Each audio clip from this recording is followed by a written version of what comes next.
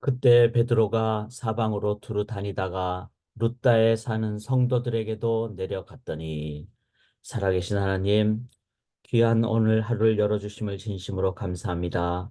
우리의 능력이 아닌 하나님의 무한 능력, 창조적인 능력, 구원의 능력을 의지하는 참된 믿음으로 살기를 원합니다. 강력한 능력으로 살도록 인도하여 주실 줄 믿습니다. 특별히 오늘 사방으로 두루 다니는 모든 영혼들에게, 그리고 모든 상황에 있는 분들에게 믿음으로 복음을 들고 나아가는 가장 강력한 선교적인 삶을 살아가도록 인도하여 주시옵소서. 하루를 열어주신 하나님을 먼저 찬양합니다. 영광으로 임재하여 주시옵소서. 감사드리며 살아계신 예수 그리스도의 이름으로 간절히 기도드리옵나이다. 아멘. 하루를 열어주신 하나님을 찬양합니다. 우리 온 마음 다하여 주의 친절한 팔에 안기세 우리 주님 의지하며 나아가기를 원합니다. 주의 친절한 팔에 안기세 우리 마음이 평안하리니 항상 기쁘고 복이 되겠네. 영원하신 팔에 안기세 주의 팔에 그 크신 팔에 안기세 주의 팔에 영원하신 팔에 안기세 날이 갈수록 주의 사랑이 두루 광명하게 비치고 천성 가는 길 편히 가리니 영원하신 팔에 안기세 아멘 주의 팔에 그 크신 팔에 안기세 주의 팔에 영원하신 팔에 안기세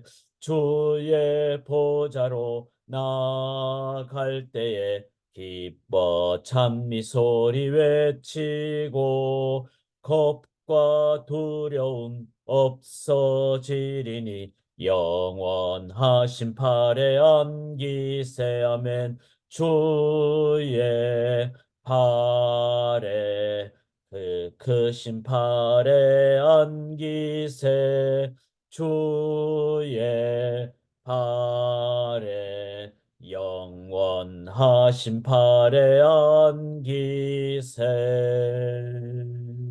아멘. 주의 팔로 의지하며 나가기를 원합니다. 이제 1장부터 7장까지를 넘어 8장부터 12장까지인 이제 사도행전 두 번째 단락에서 오늘 사도 베드로의 전도 여행을 저희가 함께 나눕니다. 사도행전은 베드로의 설교와 바울의 설교로 나뉘는데 전반부는 베드로의 설교입니다. 그래서 베드로 사도가 어떻게 인도함을 받았는지 오늘 지명이 나오는데, 예루살렘에서 위쪽으로 가면 사마리아죠. 또 예루살렘 지역은 실은 유대 지역이죠.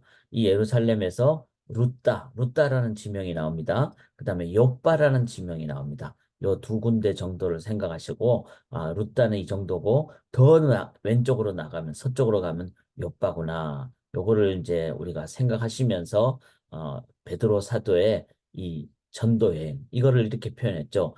9장 32절에 그때 베드로가 사방으로 두루 다니다가, 사방이란 말은 이제 네 방향으로 어느 쪽이든지 지역적으로도 이제 예루살렘에서 룻다 뭐 이런 식으로 이제 왼쪽으로 서쪽으로 이렇게 가고, 그 다음에 여기 보면 중풍병자도 만나고 죽은 사람도 만나고 무두장의 집도 있는 가는 이 모든 계층의 사람들에게로 나아가는 그런 이 사방이 영역이 되겠습니다. 오늘 저희 또한 이렇게 살기를 원합니다. 복음의 역동성으로 사방으로 두루 다니는. 자, 혹시 교회 성도님들이 오늘날 너무 교회 안에만 머물러 있지 않는지요? 물론 성도님들 간에 교제도 하고 성경 공부도 하고 기도하고 그래야 됩니다. 그러나 동시에 교회와 교회 밖을 우리가 사방으로 두루 다니는, 이게 바로 진정한 복음의 역동성이죠. 그래서 우리가 늘 미셔널 라이프, 나는 선교사이다. 그렇다면 선교사의 역할이 성경 공부도 하지만 복음 전거도 하죠. 믿지 않는 사람들에게 다가가는 그런 교회와 교회 밖의 사역을 동시에 행하는, 그러나 많은 경우 그냥 교회에 머무르고 그런 경우가 많죠. 그래서 우리가 이 부분을 더 복음의 역동성을 가지고 사방으로 두루 다니는, 저 같은 경우에도 이제 목회자로서 성도님들 중에 이제 신앙이 이제 초신자인 분들도 계시고 심지어는 안 믿는 분들도 계시고 그냥 교회 나오시는 분들도 있거든요. 관심을 갖고 그런 분들에게도 복음 전하고 또한 지역 커뮤니티로도 나아가고, 그렇게 행할 때 이 복음의 역동성으로 나아갈 때 우리는 소금과 빛의 역할을 세상에서 하게 된다. 자, 사방으로 두루 다니다가 이것은 동서남북 어디나 누구에게나 나간다. 그래서 첫 번째 보시면은 루따에 사는 성도들에게도 내려갔다. 그래서 애니아나 한 사람들 중풍병으로 8년 동안 누워있는 자다. 자, 중풍병은 자신의 힘으로는 움직이지 못하죠. 그리고 남이 도와주는 것을 8년 동안, 그러니까 7년 다음에 8년이라는 것은 완전수를 넘은 포기수죠. 그러니까 좋은 의미로는 완전수를 넘은 영원수라고 할 수 있는데 7 다음에 8이니까.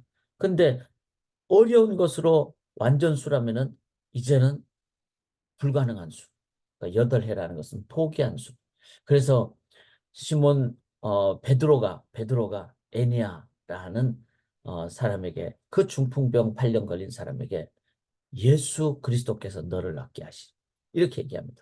자, 사랑하는 여러분, 지금 베드로가 능력이 많아서 그런 것이 아니라 베드로는 도구일 따름이고 예수 그리스도가 낫게 하신, 죽음을 넘어 부활하신 예수 그리스도를 의지할 때 주님의 뜻이면은 낫게 하신. 자, 이걸 꼭 기억하면서 우리가 자꾸 뭘 하려고 하지 말고 우리는 기도하고 예수 이름 의지하고 기도하고, 그럴 때 그냥 낫는 게 아니라 네 자리를 정돈하라. 이거는 내 병 났으니까 이제 나는 내 마음대로 산다, 이게 아니라 내 생활이 회복이 되는 거예요. 자리를 정돈한다는 말은 병 났다, 이제는 끝이 아니라 내 삶이 정리가 되고 이제는 회복을 하고 가족 관계가 회복되고 내 삶의 소명이 회복되고, 그래서 이 진정한 회복은 포기한 삶이 회복되는 것을 의미합니다. 사랑하는 여러분, 우리가 7년을 넘어 8년째 이제는 더 이상 불가능하다, 가능하지 않다, 그런 나의 삶의 영역이 있는지요. 오늘도 예수 그리스도 이름을 의지하고 나아감으로 주님 의지할 때 주께서는 회복시켜 주시는, 치유를 넘어 회복시켜 주시는 주님의 능력이 역사할 줄 믿습니다. 자, 그래서 베드로는 사방으로 돌아다니다가 중풍병자 8년 된 루다와 사르에 사는 사람들을 이렇게 사방으로 나가게 됩니다. 그 다음에 좀 더 가면 어디였죠? 욥바가 됩니다.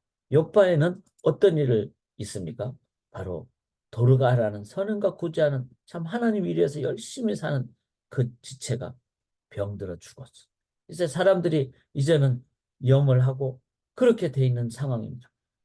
그런데 예수 그리스도의 이름을 의지할 때 어떻게 됩니까? 여기 베드로가 40절에 보면 다 내보내고 무릎을 꿇고 기도했다 그랬습니다. 자, 이거는 하나님 앞에 전심으로 간구하는 그런 기도의 자세죠. 그리고 사람들 앞에 그 하나님 안에 행할 수 있는 그 능력을 의지하는 그런 믿음의 자세. 바로 뭐죠? 사방으로 두루 다닌다는 말은 우리가 생각할 때 불가능한 부분, 그리고 중풍병이라는 살았지만 죽은 것 같은, 그런데 사방이라는 말은 이 두 번째 단락에서는 진짜 죽은 그런 일, 이거는 인간으로서는 절대로 할 수 없는 일. 그래서 기도하고 그렇게 했을 때 어떻게 되죠? 무에서 유를 창조하신, 그리고 그 어떤 사람도 해결하지 못한 죄 문제를 해결하신 구원자, 그 하나님을 의지할 때 우리 인간에게는 이제는 무에서 유가 창조된, 또 죽음을 넘는 영생으로, 그리고 인간의 불가능을 넘는 하나님의 능력으로 인도함 받는 삶을 갖게 될 줄 믿습니다. 사랑하는 여러분, 우리가 생각할 때 이 일은 안 돼, 이렇게 생각하는 영역이 있으신지요? 내 자녀 하나님 앞에서 구원받아야 되는데 내가 지금까지 기도했는데 안 돼. 포기. 이게 아니라 하나님 능력으로 역사하시면 죽은 자도 살리신, 인간이 할 수 없는 일을 행하시는, 그 일을 행하시는 그 하나님을 우리들이 의지하고 기도할 때 하나님께서는 살아나게 되는 놀라운 역사가 일어나게 될 줄 믿습니다. 사랑하는 여러분, 사방으로 다닌다는 것은 내 삶의 포기한 영역, 나는 안 된다고 생각하는 그 영역도 하나님 의지하고 나아가는 그 사방까지 나아갈 수 있기를 원합니다.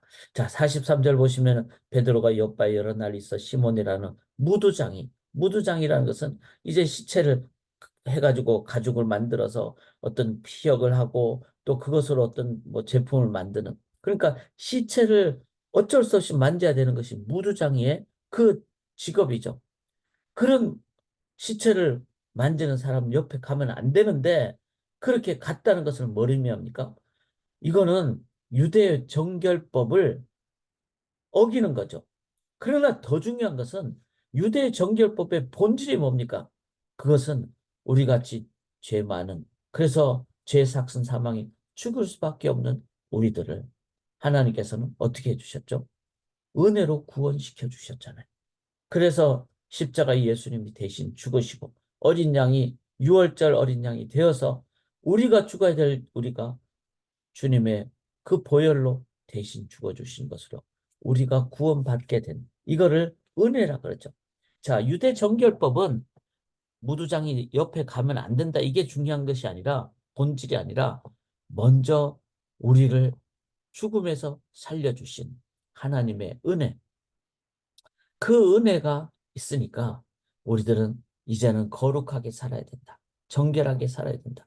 왜냐하면 하나님의 은혜가 너무나 값지기 때문에 그 은혜에서 시작한 정결을 우리들이 이해를 한다면은 이제는 회복을 해야 되겠죠. 아, 저 사람한테 가면 안 돼. 이게 아니라 다른 사람에게 뭘로 가야 됩니까? 은혜 받은 은혜자로 가야 되는 거죠. 그래서 베드로는 이 정결법의 본질을 회복하는 거예요. 그래서 은혜 받은 은혜자로서 무두장의 집으로 가서 머물게 되는 이 일을 행할 때 진짜 복음이 사방으로 두루 다니게 된다는 거죠. 혹시 우리가 저 사람은 별로 성격도 안 좋아. 나하고 스타일도 안 맞아. 그래서 나는 저 사람 대화도 안 해. 상대도 안 해야 돼. 이러고 있지는 않은지, 우리는 정말 원수같이 된 우리들을 위하여 십자가에서 대신 죽으신 예수님의 은혜를 받은 자들입니다. 그러므로 나하고 맞지 않은 사람, 나하고 어떤 스타일이 안 맞는 사람, 그런 어떤 사람에게라도 우리는 다가가는, 사방으로 두루다니고 심지어는 죽은 그 영역까지도, 내가 생각할 때 불가능한 영역까지도 가야 돼.